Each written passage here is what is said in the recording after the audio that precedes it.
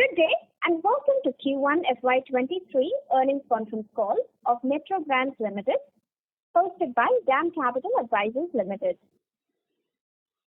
As a reminder, all participant lines will be in the listen-only mode, and there will be an opportunity for you to ask questions after the presentation concludes.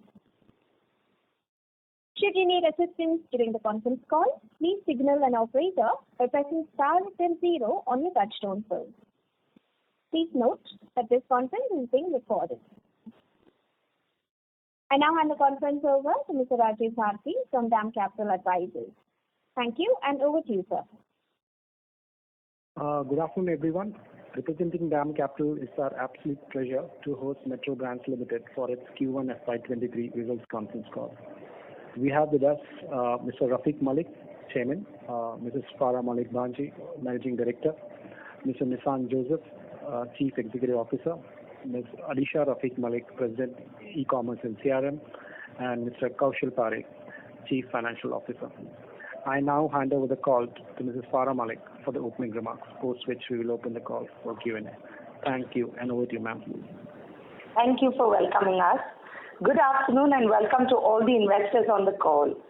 The first quarter of FY23 has been very exciting for Metro Brands Limited. I am pleased to share with you that this has been the best quarter in Metro Brands history in terms of revenue, EBITDA and PAT. So thank you all for your continued support. The structural changes in the economy, including formalization and urbanization, and significant reinvestments that we have made into our business in terms of people, product and technology, have allowed our company, Metro Brands Limited, to show strong, sustainable growth. Over the last few months, we have definitely seen some trends and opportunities arise out of the current crisis that make us strongly believe that this is India's decade. These include global supply chain diversification from China, recent government reforms and initiatives, India's increasing cost competitiveness, and our strong domestic markets. We continue to see improvement in consumer sentiment due to the lifting of COVID restrictions and offices opening. I'm glad that consumer footfalls have increased across the country as customers have returned to stores for shopping. Our team at Metro Brands are fully geared to leverage this opportunity via the 5 pillars of growth identified by us. Having said the above, we are aware of potential risks due to growing inflationary pressure and possible disruptions in the supply chain due to an ongoing geopolitical scenario. During these uncertain times, we continue to hold strong on our values of prudent capital allocation, financial rigor, and strong corporate governance. Once again, thank you for joining us on this call.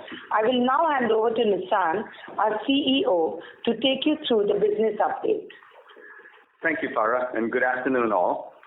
As shared earlier, this has been the best quarter in Metro Brands history in terms of revenue, EBITDA, and PAT. Given that Q3 is typically our strongest quarter, it is a testament to the efforts of the team to deliver a record-setting performance in Q1. Metro Brands has delivered consolidated revenues of 508 crores for this quarter, an increase of 287% against the corresponding quarter of the previous year, with a PAT of 20.6% and an EBITDA of 36%. I would like to highlight, however, that Q1 of FY22 was impacted by COVID disruptions. Our consolidated gross margins for this quarter stood around 60%, which is the best we have witnessed in recent times. As mentioned by Farah in her opening address, there are concerns around inflation coupled with expected supply chain disruptions. The company has taken appropriate measures to hedge itself against the rising raw material prices, including but not limited to hedging our inventory. As we guided in earlier meetings, we expect margins to typically fall in the 55 to 57% range. We continue to monitor the market both in terms of supply and demand and remain alert to any demand erosion or supply challenges. On the growth side, Metro is witnessing a strong growth in terms of volume and value across all our formats, all our tiers and regions, and our price points. Our growth momentum at the same time in e-commerce sales continues as e-com sales grew by 106% in this quarter as compared to Q1 FY22. We opened a net 20 stores in this quarter across all formats, and I reiterate our goal to open 260 new stores over the next 3 years. We anticipate demand to remain robust through the festival and wedding season, and it is exciting to see that offline retail is strong despite the growth of e-commerce at Metro Brands. With that, I will turn it over to our CFO, Kaushal Parekh, to take you through more details of Q1. Thank you, Nishant. Good afternoon, everyone, and welcome to Q1 earnings call of Metro Brands Limited. As you all know, first quarter of last 2 financial years were impacted by COVID. However, we have started this financial year on an exciting note. Pickup in customer sentiment, which began from mid of last year, continued in Q1 FY23, and this helped us register our best quarter ever in terms of quarterly sales, EBITDA and PAT. Let me now start with a quick snapshot of financial performance of MBL, starting with revenues. On a year-on-year basis, Q1 FY23 revenue was up by 287%. Even if we compare it with pre-COVID level, that is with Q1 FY20, our revenue was up by 63%. Growth in our e-commerce sales channel continues with e-commerce revenue up by 106% over last year. Moving on to gross margins at a consolidated level for Q1 FY23, we delivered strongest ever gross margins of 59.7%. We achieved higher margins, gross margins primarily due to low contribution of discounted sales and improvement in overall sales mix. This improvement was also due to effective inventory built up, as Nishant mentioned, which we use as one of the tools to hedge against the expected price rise. For the full financial year, we expect our gross margins to normalize back to our historical levels, or maybe slightly higher in that range of 55 to 57 odd percent. Lastly, moving on to EBITDA and PAT, in Q1 FY23, we delivered strong EBITDA margin of 36% and PAT margin of 20.8%. With this, I'll conclude my financial summary. We are now open to Q&A. Thank you very much. We will now begin the question and answer session. Anyone who wishes to ask a question may press star and 1 on the touchtone telephone. If you wish to remove yourself from the question queue, you may press star and 2.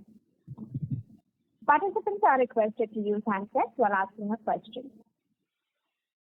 Anyone who would like to ask a question, please press star and 1 at this time. Ladies and gentlemen, we will wait for a moment while the question queue assembles.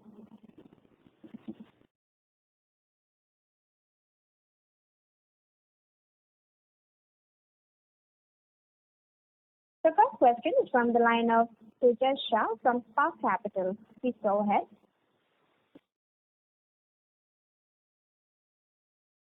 Tejas Shah from Spark Capital, your line has been unmuted. Please go ahead with your question. Yeah, can you hear me? Hello?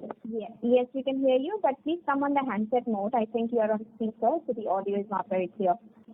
Yeah, thanks. Yeah. Hi, thanks for the opportunity and congrats on very good set of numbers. Just a few questions from my side. First of all, the demand scenario looks very, very good, at least from the numbers. Just wanted to get some sense on your read on the demand drivers. Is this a lot of are there a lot of pent-up element and wedding related tailwinds which we are seeing in the quarter numbers, or this demand momentum is sustainable as we enter into 2Q and the rest of the year? Tejas, thanks for your question. I think the way I would answer that is we're seeing demand across all formats, all tiers of cities, and all our categories of products that we sell. That would indicate that the demand is pretty robust. We don't see this as necessarily being pent-up demand when you try to look at the fact that Q3 we posted our best quarter ever last year, best quarter ever in the history of Metro Brands, and then you turn around again in Q1 and do it, it definitely is impacted by the fact that we had no COVID closures at all. But overall, we don't see it as a diminishing demand going forward. This wedding season, this festive season looks as promising and as much of a celebration, provided there are no surprises on closures. But overall, the demand remains robust. Sure. And there's one interesting comment made on your presentation that there was adequate inventory which helped us to avoid any loss of sales. So is it that because of our prudent stocking policy, we would have gained market share and some competitors would have lost market share because of them going out of stock, or is this a very general comment to extrapolate? Yeah. What we did, and I can't speak to what our competitors did or didn't do, what we did was ensure that we anticipated not only short-term supply disruptions, but also protracted challenging times for our supply chain. So we took a decision at that time to hedge our inventory and to forward buy more than we normally would, more than what we would consider a good inventory operating number, which has come to pay off itself. The fact that we were able to generate the high margins that we did shows that not only were we able to pick the right product to hedge our inventory in, but we were also able to meet consumer demand in that space. And then we also talked. You want to speak to reducing payments? Right. We also, Tejas, this is going back 6 to 9 months when we were expecting the supply chain disruptions to happen. We sort of decided to pay our vendors slightly earlier, and this made sure that we get adequate priority in terms of whatever orders that we place, and we get our orders on time. And I think that has worked well for us. Understood. And if you can help with price increases that we would have taken, and if you can share 3-year CAGR SSG if it's possible. So, Tejas, price increases, if we correlate that with our ASPs, we have seen highest increase over last 3.5 years come in last 6 to 9 months. So if I compare for current quarter versus last year, our average ASP increase is about 7%. And if I were to extrapolate it to last 3 years CAGR, it would be in that range of 12 to 14% for 3.5 years taken together. So if I compare, say, FY19 ASP versus now, overall growth would be somewhere around 13 to 15%. Obviously, this has an element of mix as well. Sure. And last one on store expansion plan. So looking at the robust demand that we are witnessing, would you like to accelerate our growth store expansion plan or kind of prepone it? Or you believe that the current run rate is actually keeping in line volatility which will come in between? Well, it's neither. What we try to do is maintain our financial discipline and operational rigor as we open stores. It is not about being opportunistic as a company. We are very, very planned and thoughtful, Tejas, in how we go about our store openings. Having said that, looking at our numbers, what I can leave you with is that we are absolutely confident that we will meet or exceed our goal that we set forth in our RHP very confidently. But, we as a company tend to be very, very measured in how we do things. We have deep financial discipline as reflected in our numbers, so you're not going to see a spike and then crater. We would rather keep a very steady, reliable growth pattern going for the company, and thereby also securing, value and safety for our shareholders. Great. This is very helpful, and thanks and all the best to the team. Thanks. Thank you. The next question is from the line of Vinayak Mohta from Stallion Asset. Please go ahead. Hi, good evening. Congratulations on a great set of numbers. The first question I had regarding, the margins, you said that it will fall back to the 55 to 56% range. But right, in this quarter, the margins are higher majorly on the back of lower discounts and product mix.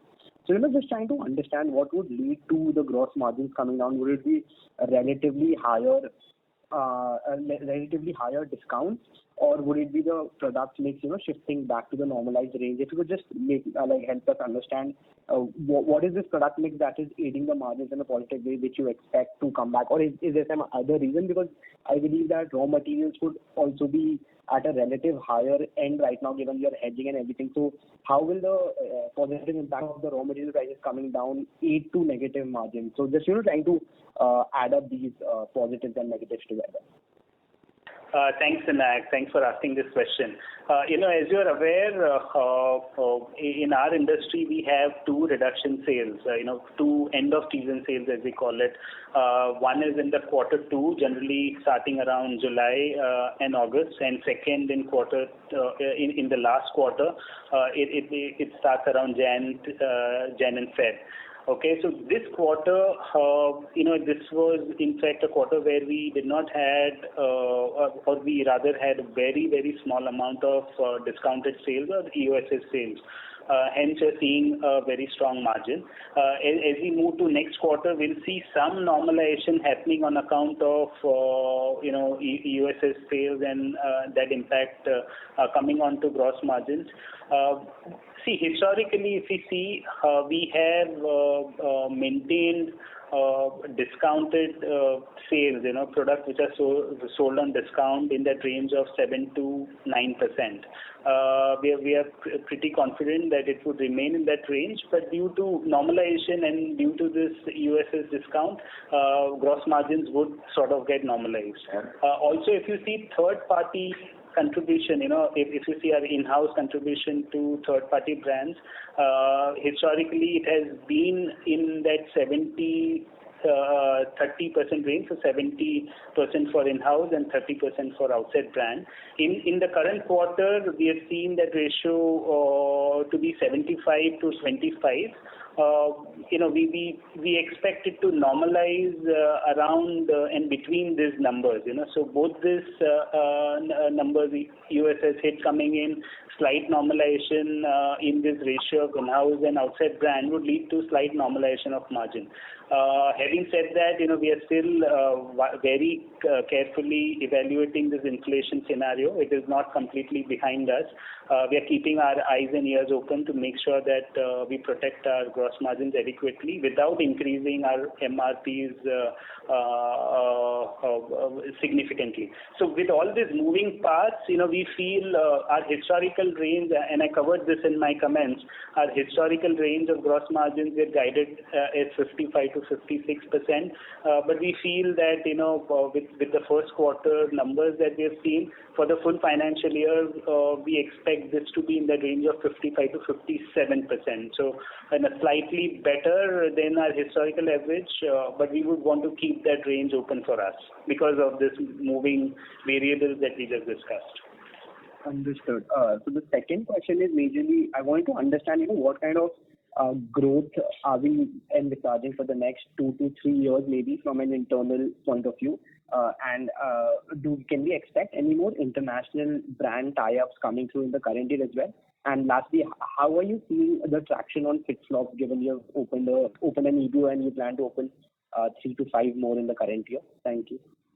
Okay, there's a lot of questions in one there, Vinayak, but let me try and answer them. So as we look to the forward, I think the best way to evaluate our performance is to look at our past history for the last 10 years. We've been a very stable, profitable, and growing company. We've had a CAGR growth over the last 10 years of 18%. Our profits have kept up the same. So I think going forward, we'd be safe to say that would be a good benchmark. And of course, if there's ups that come in the market, we're well poised to take advantage of that, right? So that's the first point.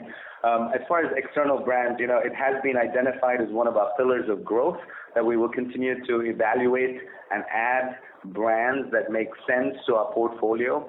We're very keen that we add brands that add value to the customer journey in our stores. Everything we do is customer backwards.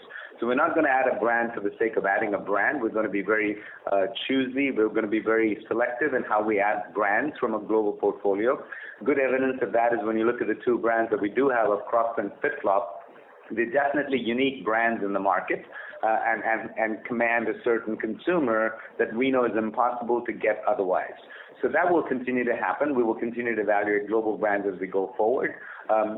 We did announce that we've formed a partnership with a Canadian brand called Bion that we're introducing here in the next few months. We've already started the introduction. And these are brands that we incubate. Some of these brands are big the day we bring them in. Some of them take a few years to incubate, and we're okay with that if it brings something unique to our customers. So that's the second point. The third point is, we're quite pleased with the performance of our FitFlop store that we opened in Express Avenue in Chennai, and we believe that our earlier direction that we would open 5 stores in the next 9 to 12 months is something that we can and will execute towards. The 260 number that I mentioned earlier on does not include FitFlop stores, so this would be an addition to the addition to the 260, and we will evaluate this very closely as time goes on, and we'll probably give further guidance on where we see FitFlop go. But we feel very positive about the performance of FitFlop, not only in the mono-branded store that we opened, but also in the 100-odd doors that we're selling it currently in our own Metro Mochi stores. Okay, great. Thank you so much. Thanks, Vinayak. Thank you. The next question is from the line of Gaurav Jogani from Axis Capital. Please go ahead. Thank you for the opportunity, sir, and congratulations on a very strong set of numbers. My first question is with regards to the gross margins again. Pardon me to on this matter again, but given the fact that we have already done close to 60% gross margin in Q1, and even considering that we would have a EOSS sales in Q2, and there would be some inflation that would also hitting up. But still, don't you think that the guidance for the gross margins to go as low as 56% odd for the entire year seems to be very low and on a very conservative side? Well, here's the thing, Gaurav. Thank you for that question. Here's the thing that you need to know. We're very financially disciplined as a company, right? And one of the things we maintain and often, we're one of the few companies that seldom does a stock write-off, if ever. And the reason we're able to do that is we will ensure that the product is sold in a season or within a realm of seasons, within 2 or 3 seasons, so we don't have to carry it forward and write it off at some point. As I mentioned before, we've hedged some of our inventory.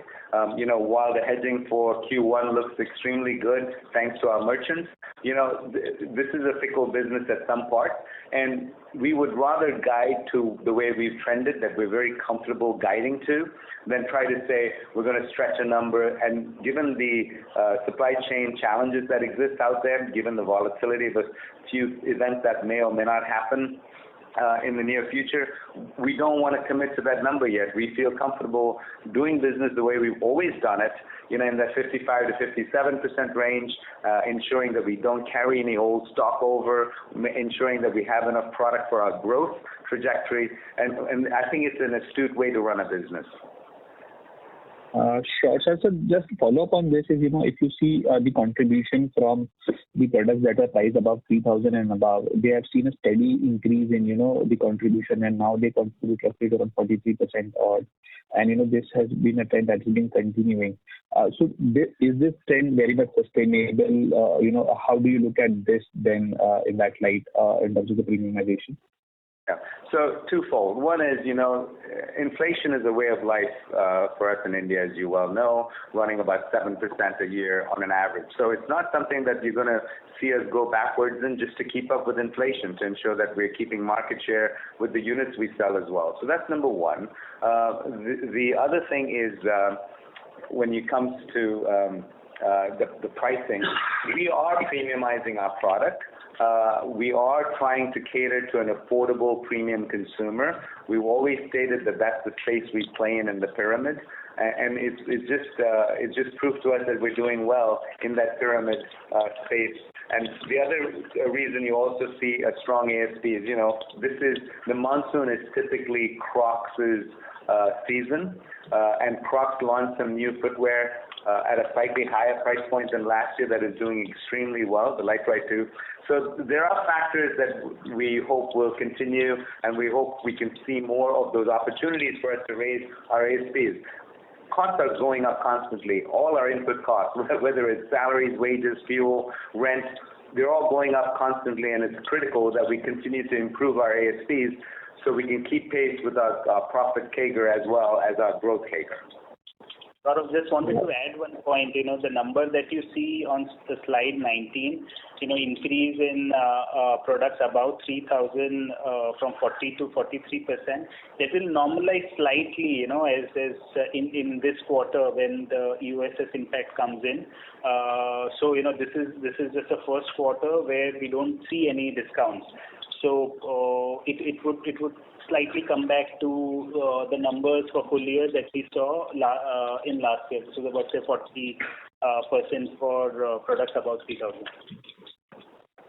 Okay, sure. And just one last question from my end is in terms of the other expenses line item. So if you see while the revenues are about say 5% odd versus Q3 FY22, however the other expenses line item is actually lower in a totality.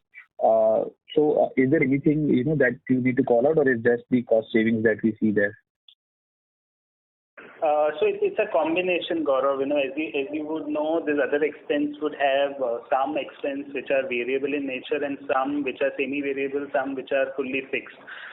So with this, high quarters in which we see high revenue, obviously we see better absorption of fixed cost, and that leads to some sort of efficiency getting reflected in the numbers that you see.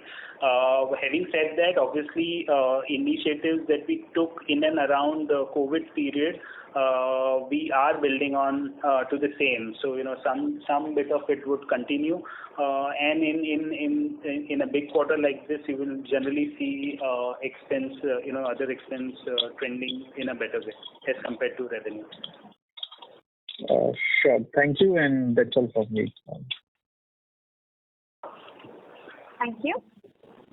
The next question is from the line of Rahul Jain from Phillip Capital. Please go ahead. This is Ankit here. Just a couple of questions from my side. First is on revenue per square feet. This quarter we have done around 5,700 rupees revenue per square feet. What since we don't have the pre-COVID numbers, should we annualize this number going forward? How is the seasonality in the business? We should look at revenue per square feet. Ankit, let me answer that question. If you see seasonality-wise, Q1 generally is about 25% of the full year revenue. Quarter 2 is slightly lower than 25%. Quarter 3 is by far the biggest, around 27 to 28%. And again, Q4 would be in the range of 25%. So, as you said, we have shown our historical sales per square feet in FY20. That was around 17,500. For this quarter, it's about 5,700. So I don't want to give any forward-looking guidance, but I just gave you numbers, which can be sort of correlated. Sure. My second question is regarding Walkway. We have seen the steepest price increase in Walkway, which is a value fashion brand. How is the customer response for Walkway? Are we seeing the growth in Walkway equal to the company average growth, or there are some pain points in Walkway today?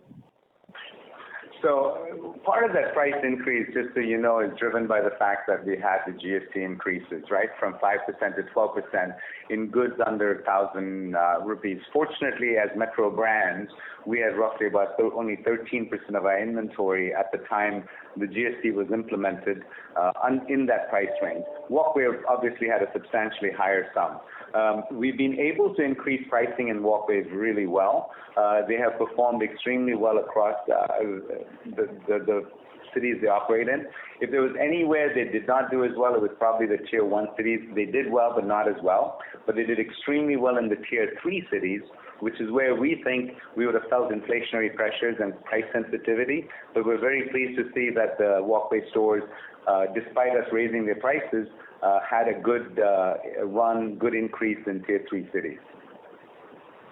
Sure. And my last question is on the gross margins.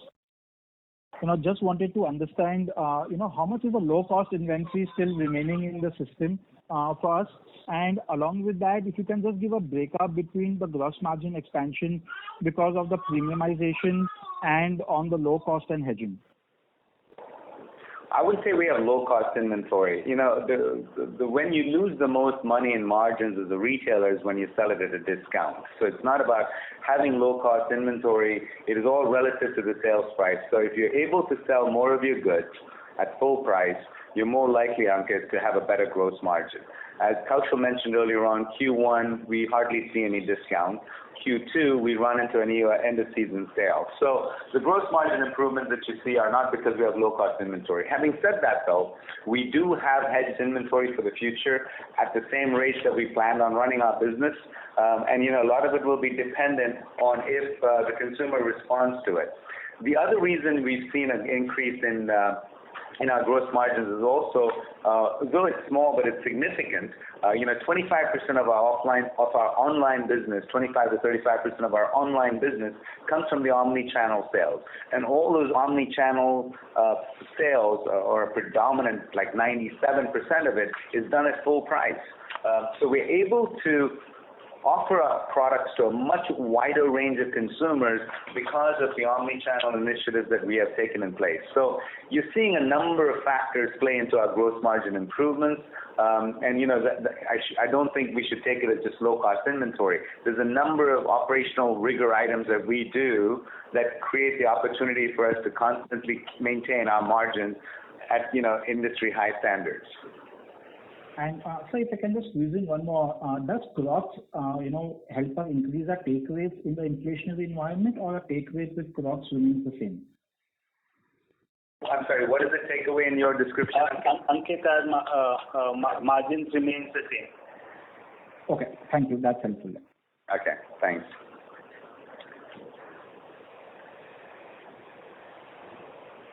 Thank you. The next question is from the line of Nikunj Gala from Sundaram AMC. Please go ahead.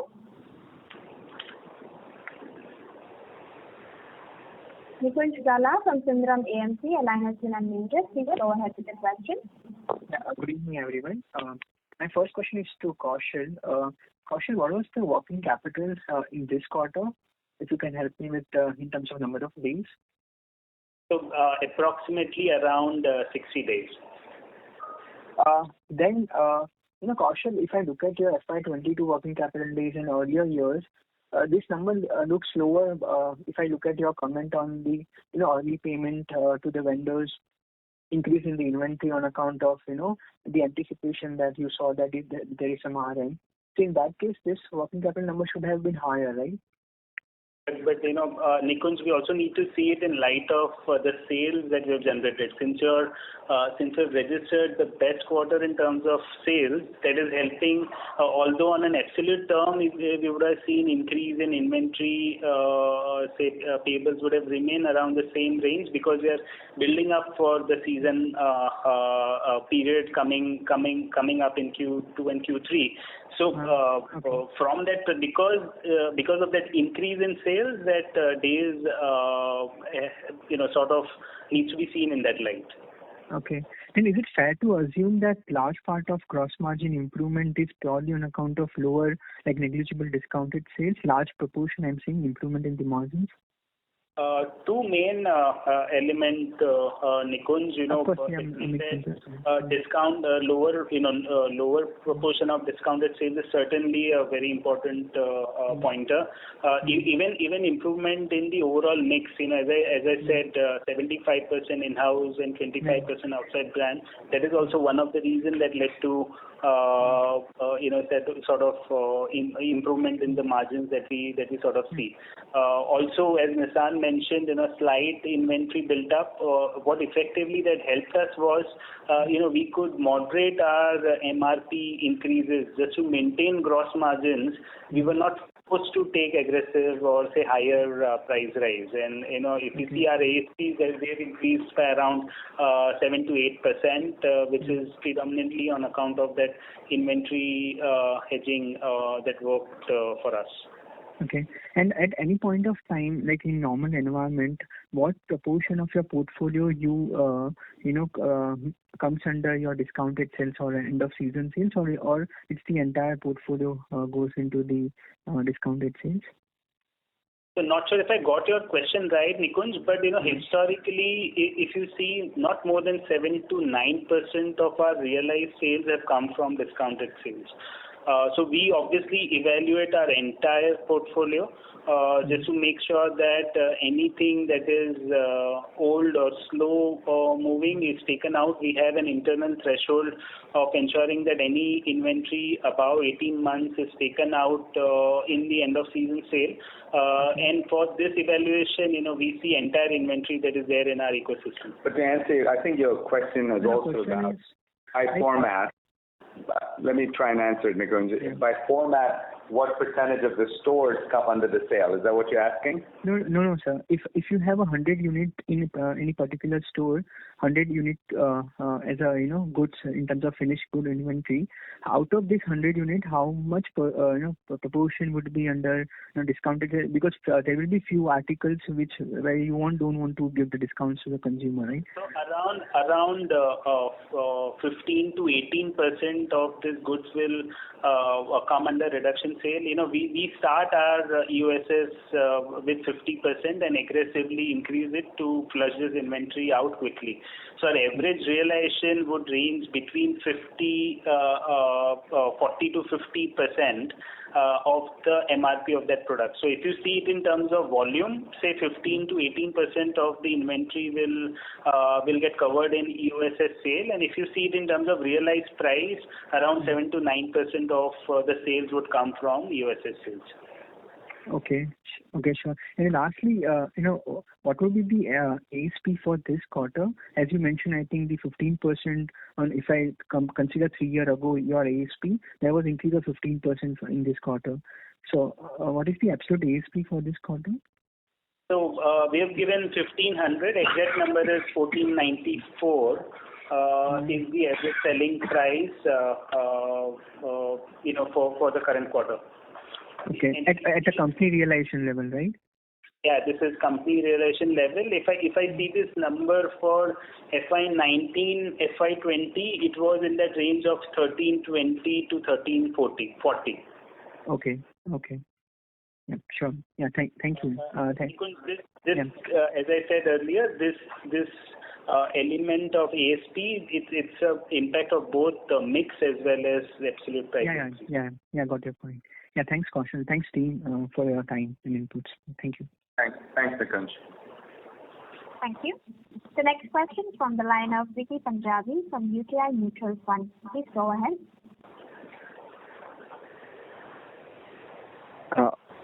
Hello. Thanks for taking my question.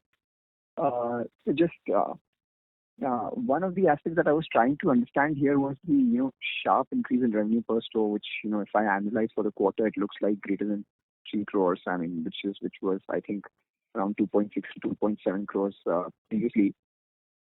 I mean, one of the aspects I just found interesting was that your mix has changed a lot. I mean, if I compare to 2019, FY19 versus FY22, the unisex and the accessories, I mean, they have moved from 6 to 9% and 9 to 10%. I mean, now 9 to 11% in this quarter. Is there anything related to addition of categories or changing assortment that's really helping revenue throughputs in stores, and how sustainable are these throughputs? Yeah, so one of the things that we see with the unisex growing is most of our Crocs product falls underneath the unisex range. And Crocs has done a very good job growing their unisex range, both in their mono-branded EBO stores, but also in our Metro Mochi stores, right? So we carry Crocs in, almost 300 of our Metro Mochi stores. So anytime you see a category get focused and do well, that impacts 300 of your mono-branded stores, 300 of your multi-brand stores and 180 odd mono-branded stores, it is going to shift the needle, right? As from where we sit today, that Crocs remains committed to growing their e-commerce, to growing their unisex business. So we don't see any reason why you should see any significant shifts from that category split. Sure. Okay. And secondly, just onto that Crocs thing. I mean, the number of store expansion, I think, in Crocs in this quarter was a little weaker at 3. I mean, the expectations was much sharper. Is this just a quarterly phenomenon of phasing, or are we seeing some kind of moderation in terms of store openings for Crocs? No, so I think what you're seeing is we had massive focus and expansion in Crocs in the last 3 years. I think what is really exciting about our 20-store growth in this quarter is that it's across all formats, Vicky, as opposed to being focused on any singular format. All the formats that we carry today have legs to grow in India. All the formats that we carry today are profitable and have opportunities to grow across many tiers. So we're not looking at opening just one of those concepts and growing it. We're looking at opening all of them. So the way I would see it is not a lack of focus on Crocs. I would see it as we're being focused on growing our Metro Mochi Walkway stores as well. And as you know, we opened up a new FitFlop store last quarter too. Okay, sure, thanks. Okay, just lastly on this FitFlop. I wanted to understand how, when I look at the variety, of course, in fashion element, it could be very different, but looks more on the comfort range like Crocs. So how different could be the opportunity for FitFlop versus Crocs, and, can this also scale up to that kind of levels? I think the opportunity is very different in the sense that, one is averages 7,000 rupees for footwear, whereas Crocs averages closer to 35 to 4. So that's two different price points that you're speaking to. FitFlop has a huge market share in women's, but in certain markets they're also very strong in men's, whereas Crocs is more across the board. Overall, though, I don't think FitFlop has the same legs as a Crocs, but that's not to say it doesn't have big legs left to go yet. Especially after we've seen the performance of the first store and the performance of FitFlop in our own multi-brand stores, now that we've taken control of the distribution and are able to somewhat stabilize our inventory positions, which has always been an issue in the past. So we see a long, good runway for FitFlop going forward. And I think to compare the two and saying they're anywhere alike is probably, from a footwear space, we don't see that. We see that it's two different consumers. We see a need for a person to wear a FitFlop and to also wear a Crocs, depending on who they are. Okay, sure. Thanks for that. That's it from my side. Thanks, Vicky. Thank you. The next question is from the line of Bhargav Budhadev from Kotak Mutual Fund. Please go ahead. Yeah, good evening, team, and thank you for the opportunity. So I have two questions. First is it possible to highlight what has been the SSG over the last 3 years for stores which are more than 2 years old? That's my first question. Well, as you know, we don't guide to SSG, and we don't disclose our SSG numbers, Bhargav, but I think you're capable of putting a calculator going. Our SSGs are strong, and let me reiterate and answer your question this way.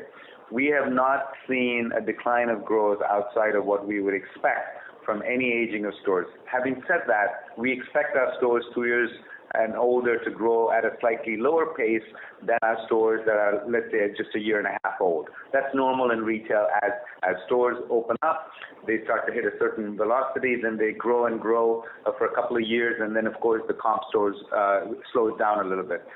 All of that has been actually it's been beyond our expectations because, this quarter was quite spectacular. But nothing has stood out as causing a concern from an aging of stores and their performance. Okay. The second question is how much of the management bandwidth is spent on achieving success for the Walkway brand, given that the DNA for success herein is very different from the other brands where Metro is strong? Yeah, you're absolutely correct. Walkway is a different business, which is why we have been not as quick to grow it. Having said that, it is not a matter of bandwidth. It is a matter of two things. One is it's finding the formula for it that's appropriate and works well, and the geographies where it might do really well. That's number one. And then also having, focused leadership managing the business. So I think we shared in the past, Bhargav, that all our concepts are individual, standalone, with P&L business units, right? So we call them our strategic business units. The question really comes down to, do we have the resources in the SBU leadership to manage that business? And today we feel very confident about that leadership, being able to take us and grow that chain. But like everything Metro does, we're not going to rush and do things. We believe that Walkway is showing some very good ROCE numbers, and it's going to be a slightly different game than a Metro Mochi, absolutely. But that doesn't mean that it's taken up a lot of bandwidth or in any way distracting. All businesses take up bandwidth, no doubt. But having said that, we believe we have capable leadership leading all our different SBUs, all our different concepts, to lead them to capitalize on the opportunity in India. Okay. And would we also consider getting into the distribution mode for the pushing Walkway, or we'll continue with opening own stores? We're very focused. I think we've shared our vision in the past to be the largest specialty footwear and retail chain in India, right? And that does not include, having distribution as one of our core strategic initiatives today. We believe that the runway for a strong retailer in India is immense. We believe that we would take up all our energies and investments to capitalize on that opportunity. We believe that that's the way we want to play the game, and we believe it has a lot of opportunity for us to continue our 10-year performance of CAGR and profitability. So, as of today, retailing is our prime focus. No, I was more referring to Walkway as a brand in terms of pushing into the distribution channels. Well, Metro is a great brand. Mochi is a great brand. Walkway is a great brand. But our play is to continue to build it. We have the capital, we have the resources to grow as much as we want to directly. A lot of times when you start distribution, controlling your pricing, controlling your distribution, controlling how your brand comes to life can be challenging, and we don't want to get into that space. We want to protect our brands. Okay. Great, sir. Congratulations for a good set of numbers and all the very best. Thanks, Bhargav. Thank you. The next question is from the line of Urmil Negandhi from Narottam Siksaria Family Office. Please go ahead.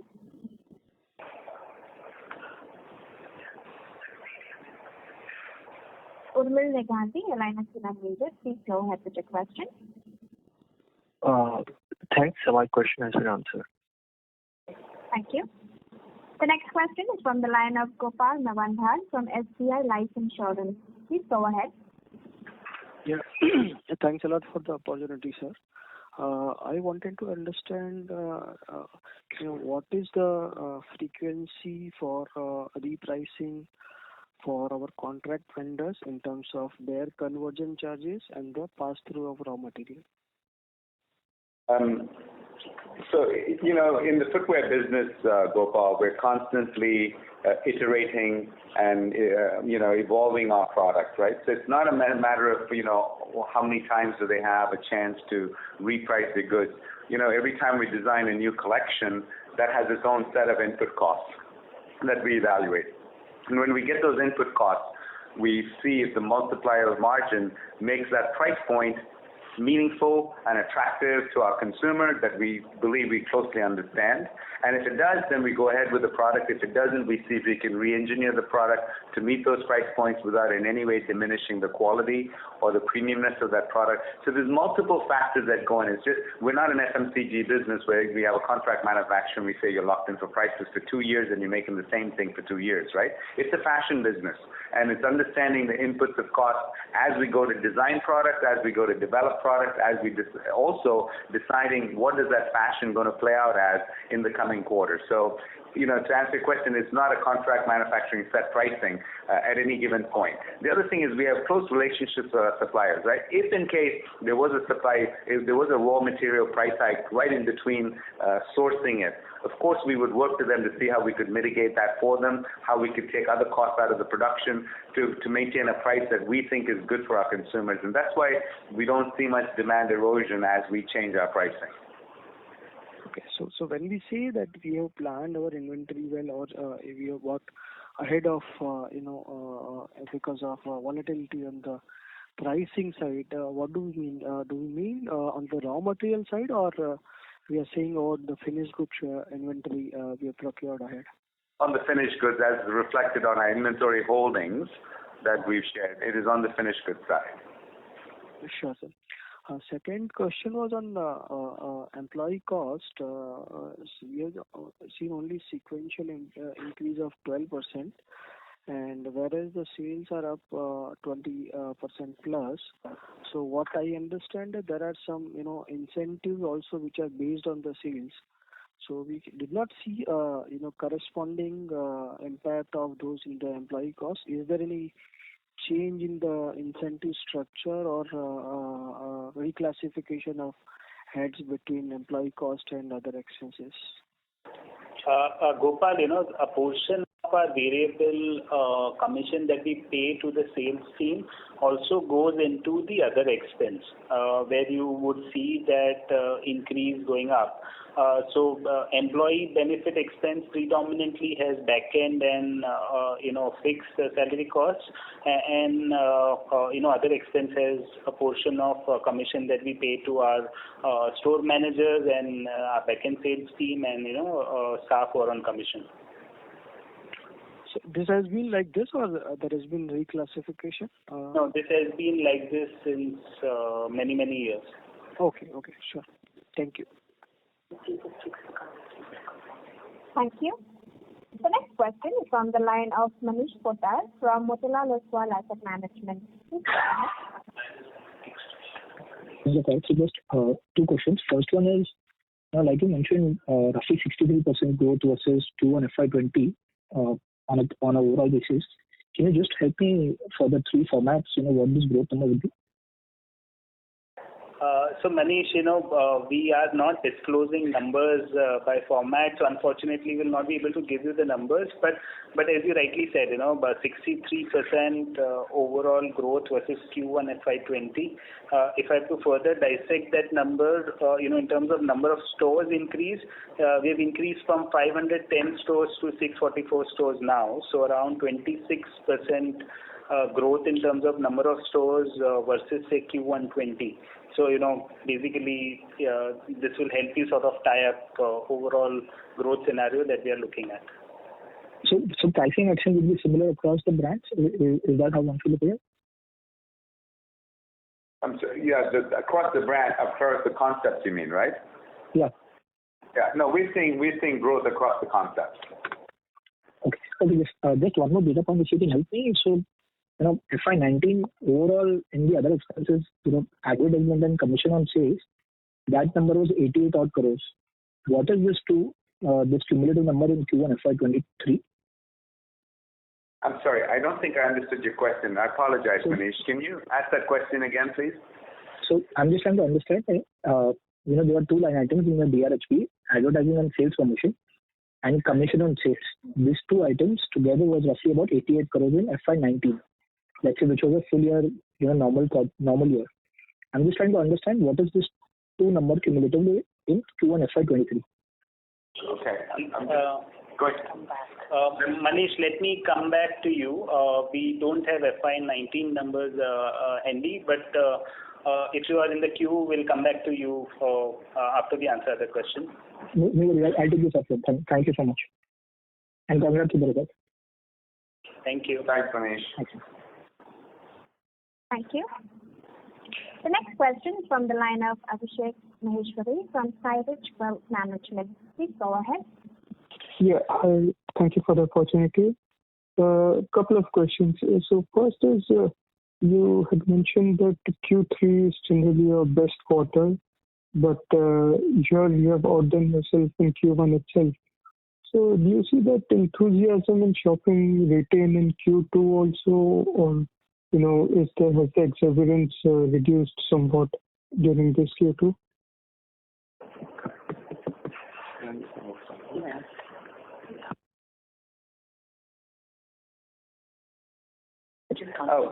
So sorry, your question, Abhishek, is about future growth, right? And because Q1 is typically not as strong as Q3, is that right? So I was just generally asking if this is the new normal sort of thing, or do you expect the exuberance to reduce in Q3 and Q2? somewhat. So I understand. Sorry, I apologize. I wasn't able to understand your question the first time around. We've seen growth in our business starting in Q3 of last year, continued in Q4, and as you know, Q1 has shown nothing but growth. From where we sit today, we feel confident that that growth demand has no reason, barring any kind of significantly negative event happening. We don't see that as happening, so the growth demand should continue through the quarters. Having said that, though, we start lapping some strong numbers in Q3, but that doesn't mean we can't exceed those numbers either. And our plan is to continue, as I mentioned before, we have a CAGR of 18% over 10 years, Abhishek, and we plan on continuing that CAGR for the next 10 years to come. Great. And secondly, if you could just let me know how many stores do you plan to open this financial year and the capex budgeted for it? Abhishek, as we guided in our DRHP, we plan to open about 260 stores in next 3 years. That is till FY25. That brings us to about 80-85 stores for the current year. Overall capex for it broadly would be in that range of 50-60 crores because the numbers sort of vary by format. For Metro Mochi, overall investment that we do in terms of fit out, inventory and security deposit to our landlord, that ranges between 1 CR to 1.1, 1.2 CR for Metro Mochi. For Walkway and Crocs, this number would range between 70 to 80 lakhs, 65 to 80 lakhs. So broadly, for 80 stores, we expect that capex to be in that range of 50 to 60 crores. Okay. Thank you and all the best. Thank you. The next question is from the line of Akshay Kothari from Envision Capital. Please go ahead.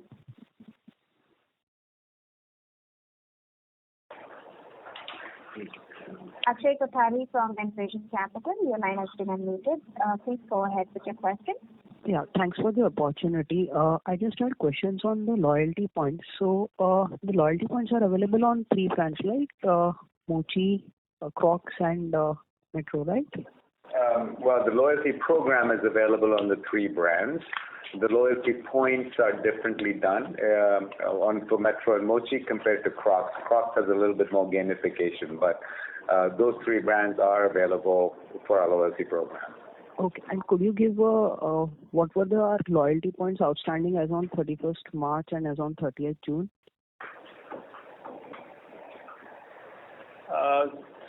So this total loyalty, you are saying absolute amount of loyalty points? Yeah.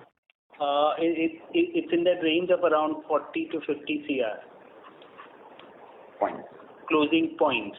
Obviously, redemption that we see out of that is factored as per the applicable Ind AS, and that is shown as deferred revenue, which is reduced from the revenue. Okay, so ideally we have done much revenue. Only thing is, as per Ind AS 115, we have accounted for it. We'll be doing it later at later stage. So as required by Ind AS, what it says is based on your historical redemption trend, you need to make deferred revenue provision which gets reduced from sales. This Ind AS was implemented 4-5 years back, and we have been accounting it as required by Ind AS. Okay, so what would be our redemption rate? Around 50%? Because you have given 53%, that would be it? So 53% is the total contribution of out of our total sales, sales which are done to loyalty, our loyal members. So that is that number. That would be net of the discounts that they burn to make that sale. Okay, but what I'm asking is, out of 40-50 crore, how many of them would go unredeemed as per your Ind AS projections? Broadly, if you say a redemption rate, it would be in that range of 15 to 18%. Okay, that's great. And it is provided for as per the requirement of Ind AS. Okay, got it. Yeah, that's it from my side. Thanks a lot and all the best. Thank you. Thank you. The next question is from the line of Sabyasachi Mukherjee from Centrum PMS. Please go ahead. Yeah, hi. Thanks for the opportunity. Congratulations on a very strong set of numbers. Firstly, if you can help me with the volume numbers for Q1FY23 and also Q1FY22 and the Q1FY20 quarter. Sabyasachi, we have not disclosed our volume numbers, but I can just broadly tell you our monthly overall volume is about 10 lakh units month on month. So, we have not given numbers for historical periods. Unfortunately, I will not be able to share further details on this. We have given average price point, so it broadly leads you to the number. Okay. So 1494 is the ASP you quoted for Q1 FY23. Derived number, volume number is somewhere around 3.4 million. Okay, I got it. 10 lakh units per month. Secondly, you have closed down and shut down 5 stores this quarter. Reason behind it, and do we expect more closing or shutdown of stores in coming quarters? So we're constantly evaluating all our stores. Here are some of the reasons we close stores. If a store is underperforming and we figure there's no way it can be profitable, we have a lot of reasons to close it, and we'll move on. But let me point out for you that out of the 5 stores that we closed, 3 were actually relocations. So we feel good about the business, that we want to relocate it to a better location and expand our stores. In net, the true closures in that number is only 2. So if you look at it, for a 640 store chain, 2 stores closing a quarter is just normal business because, malls die, high streets die, traffic shifts, cities change. So that happens a lot. I'm sorry, but the FY22 end store count number was 624. And if there is a net closure of only 2 stores and you added 25, then how come we relocated 3 stores, right? So out of the 5 closures, 3 were relocated. So they're counting as new stores. We count them as a closed store. The minute we relocate a store, the old store closed. So it goes in our closing stores, and there's a new store open. So 5 were closed, but 3 of the 5 that closed were actually relocated to new spots. Okay. I got that. Last question. On the slide that you have presented that we have been increasing our presence in tier 2-3 cities. There I can see that the store count contribution has been kind of going down for metro cities, and it has been going up for tier 2-3 cities. But if I look at the revenue contribution, which is mapped just beside the number of store count contribution, I see that the tier 2-3 contribution is lower than a metro store contribution, which means a throughput of a tier 2-3 city is of course lower than a similar metro or tier 1 store. So how does the store economics stack up for a metro tier 1 store vis-a-vis a tier 2-3 store? So you are correct. Obviously sales throughput in say tier 2-3 would be slightly lower as compared to what you see in metro cities, prime metro cities like say Mumbai, Delhi and others. However, what we do is evaluate any store from overall store profitability and store ROC point of view.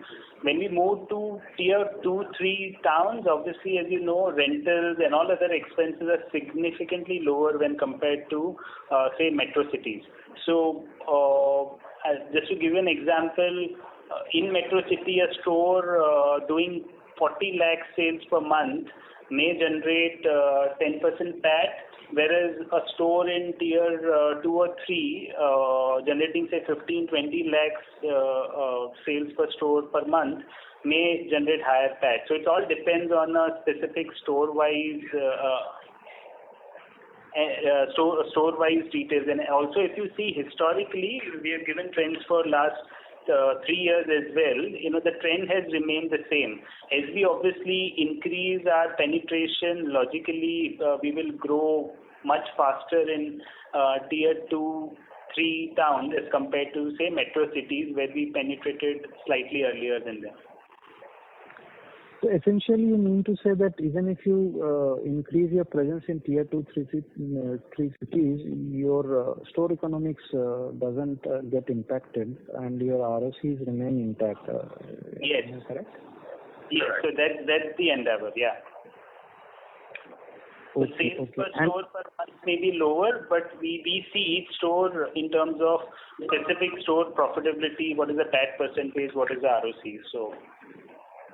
Any broad ballpark number, how much the throughput is lower percentage-wise? It all depends.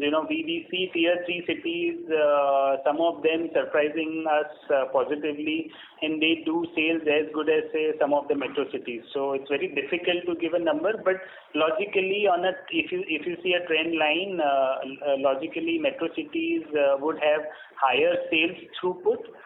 Tier 2, 3 cities would have slightly lower sales throughput. However, as we said, we see each store's profitability to make sure, whether we want to go ahead with them, with that particular store or not. Okay. Lastly, if I can squeeze, on the demand scenario, one of the previous participants also asked, how has been the, we have been hearing that urban and semi-urban markets have been very good in terms of demand, but the rural has been, kind of struggling due to this inflation and affordability issue. How has been your experience in terms of, urban and rural demand? Well, so the most rural we get is a tier 3 town, right? So I want to make sure we qualify that sentence. But we're not seeing, as I mentioned earlier on in my opening remarks, we're not seeing any change of demand and any change of performance depending on the tiers of cities. All our tiers of cities that we operate in are showing good growth. Okay. Thank you. Thanks a lot. That's all from my side. Thank you. Ladies and gentlemen, due to time constraints, that was the last question for today. I now hand the conference over to the management for closing comments. Well, thank you all for joining us for this call. As I mentioned before, we're very excited that we finished our most exciting quarter in the history of Metro Brands. And Metro Brands continues to operate with great financial discipline and operational rigor, ensuring that we continue to add value and perform for all our shareholders and our employees. Thank you for your support of Metro Brands. We'll talk to you next quarter. Thank you. On behalf of DAM Capital Advisors Limited, that concludes this conference. Thank you for joining us, and you may now disconnect your line.